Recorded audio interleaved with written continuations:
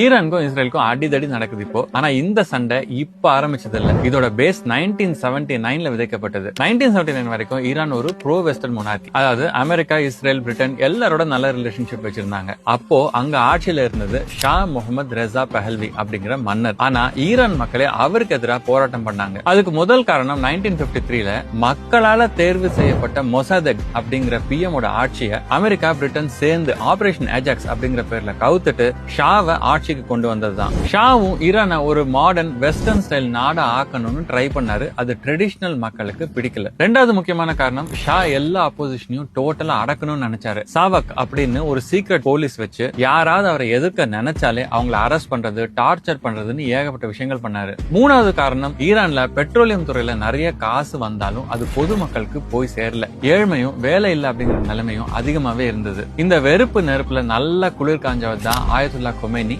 அந்த டைம்ல ஈரான்ல இருந்த ஒரு பவர்ஃபுல் ஷியா மதகுரு. கொமேனி தான் தலைமறைவா இருந்து ஷாவை இஸ்லாமுக்கு எதிரான ஒரு ஆளா மேற்கத்திய நாடுகளோட ஒரு கைப்பாவியா சித்தரிச்சு பேசி அத ஆடியோ கேசட்ஸ் மூலமா ஈரான் மக்களுக்கு பரப்பினாரு. அதோட விளைவு ஜனவரி 1978 ஹோம்ல மாணவர்கள் ப்ரொடெஸ்ட் ஆரம்பிச்சு அக்டோபர் 1978க்கு ஈரான் நாடு முழுக்க ஸ்ட்ரைக்ஸ் நடக்க ஆரம்பிச்சது. ஜனவரி 1979க்கு ஈரான் மன்னர் நாட்டை விட்டே ஓடிட்டாரு. சமீபத்துல பங்களாதேஷ்ல நடந்தது இல்ல, அதே மாதிரி April 1979 Islamic Republic of Iran உருவாச்சு. கொமேனி தன்னை தானே சுப்ரீம் லீடர் அப்படின்னு டிக்ளேர் பண்ணிக்கிட்டாரு. அது வரைக்கும் மன்னரை எதிர்த்த லெப்டிஸ்ட், செக்யூலரிஸ்ட் எல்லாரையும் தூக்கி போட்டு அடிப்படைவாதம் மேலோங்கி நின்னுச்சு. கொமேனி தலைவர் ஆனதுக்கு அப்புறம் தான் இஸ்ரேல் ஈரான் பகை ஆரம்பமாச்சு. அதுக்கு முக்கிய காரணம், இஸ்ரேல் முன்னாள் ஈரான் மன்னர் கூட வச்சிருந்த நல்ல கனெக்ஷன்ஸ். ஆட்சிக்கு வந்த உடனே கொமேனி செஞ்ச முதல் வேலை இஸ்ரேல் கூட இன்டெலிஜென்ஸ் ஷேர் பண்றதை கட் பண்ணது. அமெரிக்காவை பெரிய சாத்தான் அப்படின்னும் இஸ்ரேல் நாட்டை சின்ன சாத்தான் அப்படின்னு சொல்லி மக்கள் நடுவுலயும் கொமேனி வெஸ்டுக்கு எதிரான ஒரு சிந்தனையை பரப்ப ஆரம்பிச்சாரு. பாலஸ்தீன் லிபரேஷன் ஆர்கனைசேஷனுக்கு சப்போர்ட் பண்றது,